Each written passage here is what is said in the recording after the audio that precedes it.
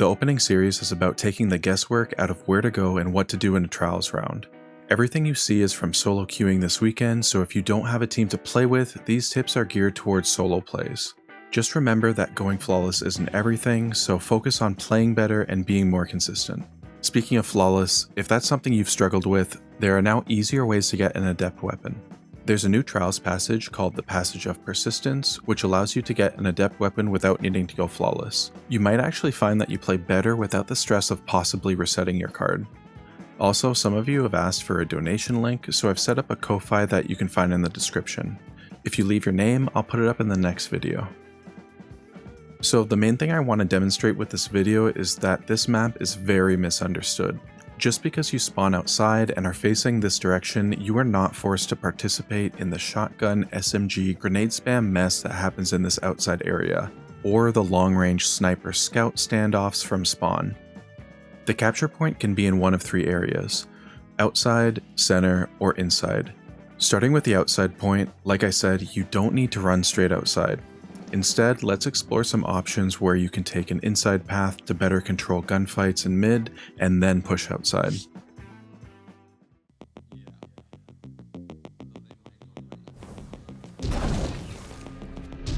Most players will be outside, but still keep an eye on this lane and use this pillar as cover while moving up. When taking this angle, use these walls and the middle pillar as cover, moving back and forth as needed.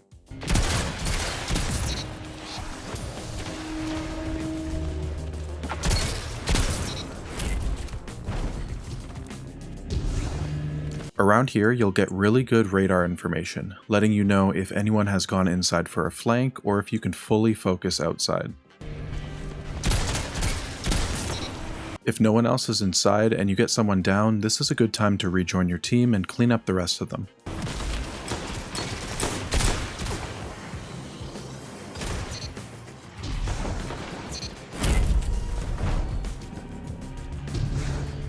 Again, as I'm moving in using this pillar as cover, I'm keeping an eye on the radar. With nothing on it, it likely means that the other team is sitting pretty far back, so I want to get out there to help my team as soon as possible.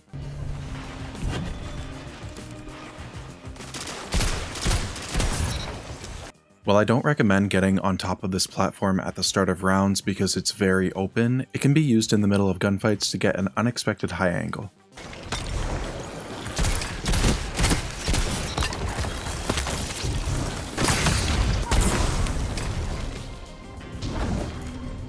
Just before I slide out, I'm checking the radar one last time to see if anyone went inside, letting me know how much I can commit. These shots from my teammate let me know that there's probably an enemy up there.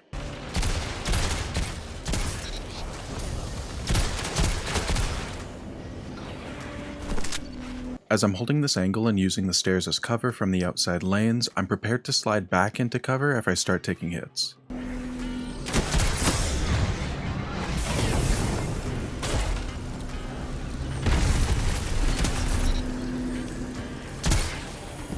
The best way to not choke a 2v1 is to make sure to hold hands with your teammate, so I try to follow whatever direction they go in.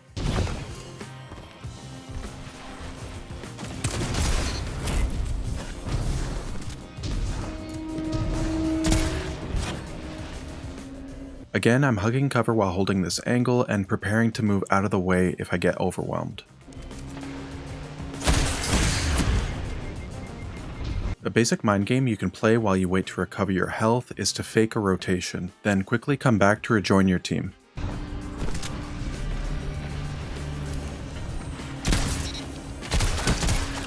Now that it's a 2v1, I want to push forward to help my team collapse on them.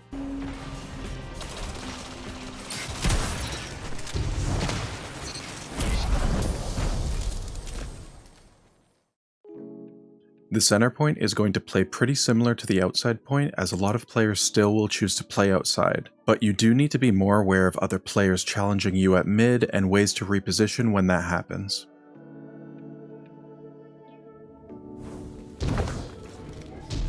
Keep an eye on how many players move inside, it'll help you know how aggressively you can take control of middle.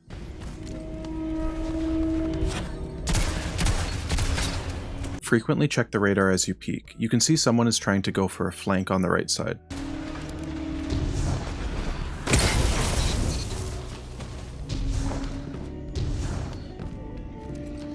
As I'm sliding into this fight, I'm checking the radar to see if there's anyone on the other side of this pillar. I'll stay on this side of it just in case.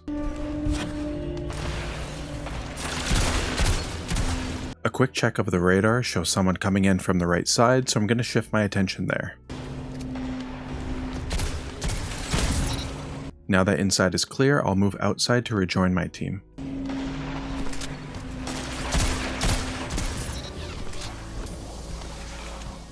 Since they're very low health, I can make an aggressive push to prevent the res.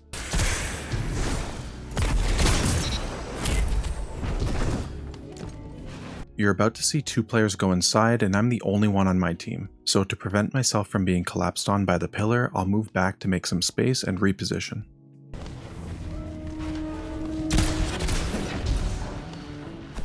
As I'm repositioning to get another angle, I'm keeping an eye on the radar. If there was a player on the other side of the bridge, there would already be a radar ping, so I know it's likely safe to peek.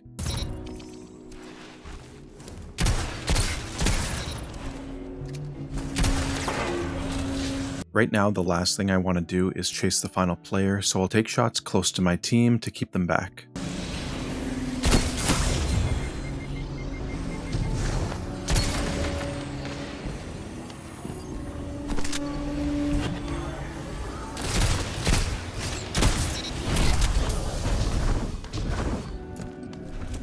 It's hard to see, but that's a second player on the other team moving inside, so again I want to make some distance and reposition.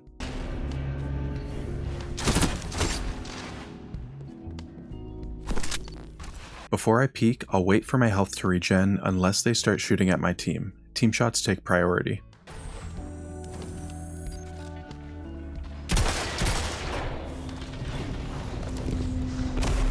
There's multiple players on the other side, so I'll use this cover to try to only fight one of them at a time. This is called slicing the pie. It seems like the other two players have rotated, so I'll quickly un-ADS to check the radar.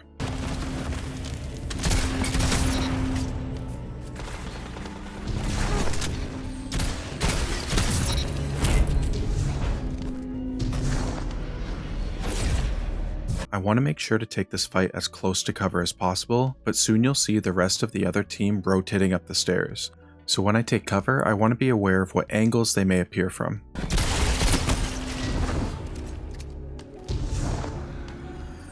This is what I mean. If I had stayed next to the pillar, I would be an easy target for the players rotating inside. I'm hugging as tightly to this cover as possible.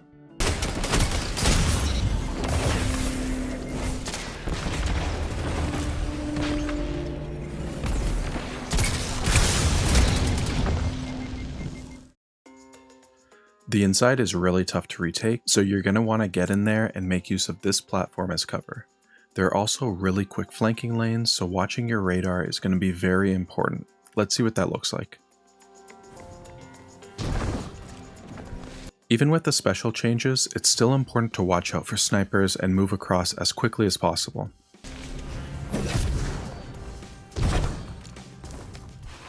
This platform is an essential piece of cover. Use it to isolate different angles and get good radar readings.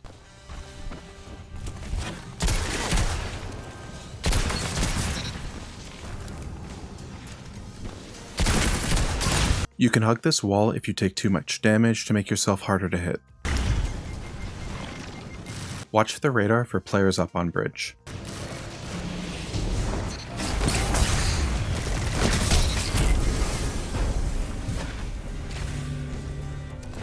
If their entire team has taken the wide path to the point, entering from below the bridge can catch them off guard. This is what rounds at this point mostly look like. Reading the radar and taking short hops for information and some quick shots. Make use of how versatile the cover is and try to come out at a different spot each time.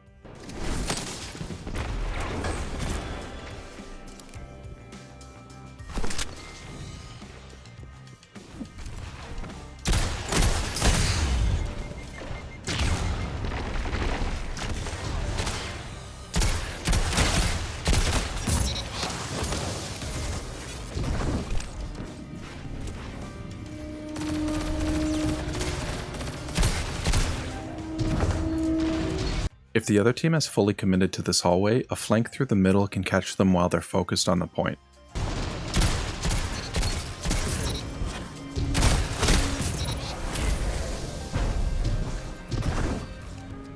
For every map, not just Burnout, on Heavy Round, it doesn't matter where the point is, play for Heavy. Heavy wins rounds and spawns 15 seconds before the point even appears.